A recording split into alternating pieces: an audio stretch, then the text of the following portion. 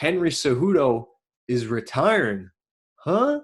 This dude just goes out there, stops the former bantamweight king in Dominic Cruz inside of 2 rounds, does it by similar fashion, a stunning leap-in strike, similar fashion that he did to TJ Dillashaw. He leaped in for a strike, and then he just closed the door with a cross-hip hold, not a gift wrap, but it was initially a gift wrap against Cruz, but the similarities between the TJ Dillashaw and Cruz fight was hugging the cross hip and then just hammer fisting TJ and Dominic until the ref stepped in there. And again, very, very similar controversy from the TJ Dillashaw fight back in January 2019 to the fight this past weekend at UFC 249 against Dominic Cruz. I agree with the stoppage.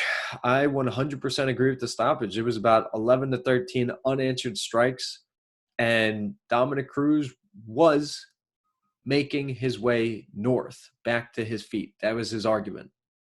But 11 strikes, you lost the round 100%. You were losing the fight. How much more damage did you want to take? In those 2 seconds, Henry Cejudo could have probably thrown at least 3 more strikes. So now you're talking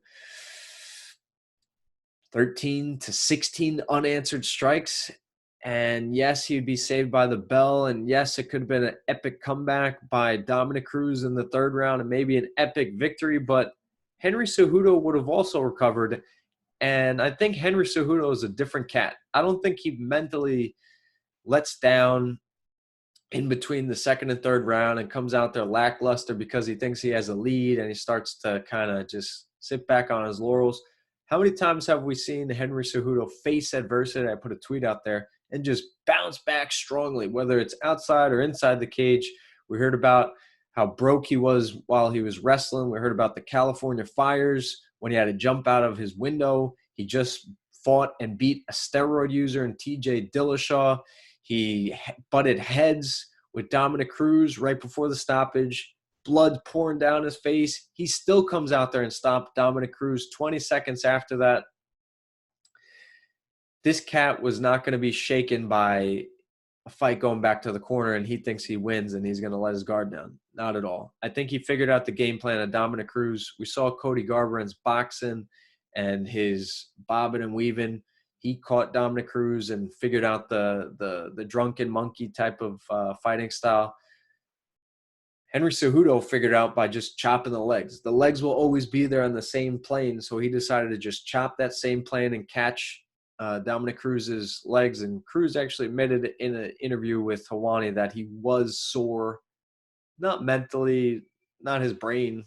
I'm sure it was, but he wouldn't admit that, but his legs. And that it would take about a week to be fully recovered. So Henry Cejudo had the path to victory already, and he just capitalized on a 10-second flurry of strikes.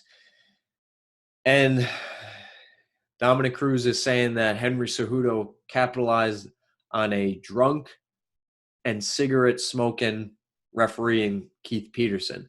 And that's very unfair to Keith Peterson because he has a respectable career and body of work. And John Anik, who calls the fights with Daniel Cormier and Joe Rogan, he defended Keith Peterson. And Dominic Cruz went extensively in the behind-the-scenes look at the locker room between the fighter and the referee, what is being seen and what's being told, what's being reiterated over and over. And Dominic Cruz was saying that he could tell that Keith Peterson was off and that maybe he smelt of cigarettes and alcohol. And that is a huge accusation. And you better be right. You better have some background about or knowledge about this accusation because you are putting a man's reputation on the line. In a media law book, they would call this libel and character assassination.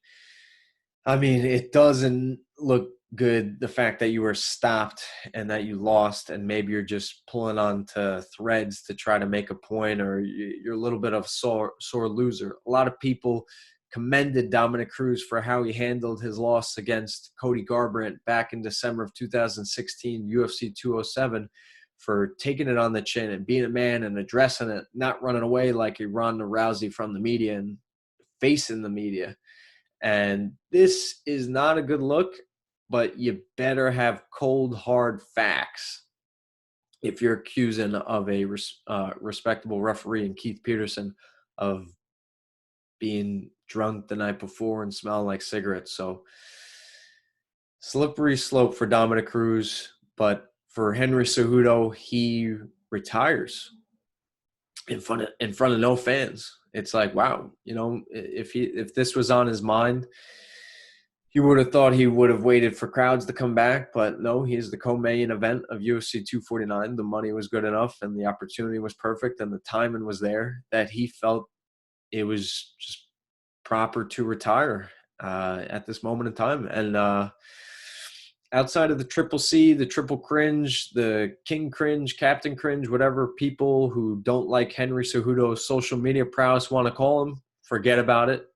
It's over and done with. Let's move on.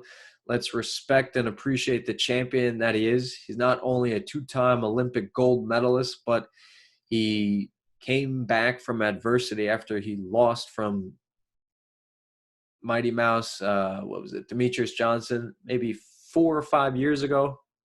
He came back, and since UFC 227, he beat DJ Mighty Mouse Demetrius Johnson. He then beat TJ Dillashaw. He then moved up in weight and became a 2-division simultaneous champion when he beat Marlon Moraes.